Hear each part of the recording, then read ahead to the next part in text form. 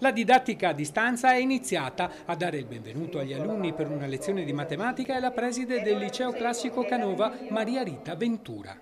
È l'avvio, quindi dovete, come dire, utilizzare tutto il vostro entusiasmo per avviare bene la cosa. Tutto è cambiato nel giro di pochi giorni. Le aule sono diventate virtuali, le lezioni, le voci degli studenti, i libri e i compiti pure. Uno stravolgimento completo che ha trasformato la realtà in realtà virtuale e aumentata.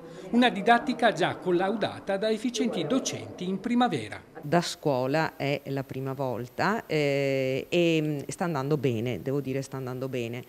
Le aule ovviamente erano già tutte attrezzate, abbiamo fin da quest'estate acquistato una piattaforma specifica per lo svolgimento delle lezioni.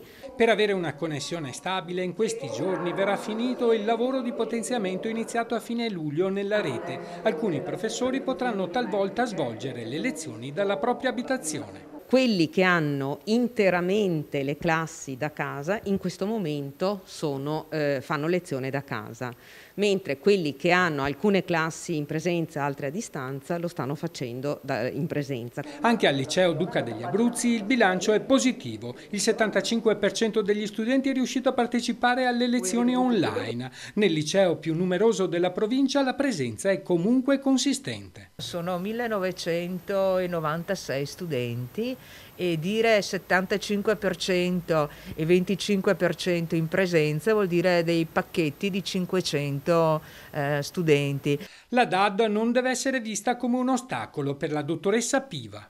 È chiaro che la scuola viva e vera è quella della presenza, però non è detto che la didattica digitale sia sempre distante, cioè sta a noi creare dei ponti di vicinanza anche mediante il digitale.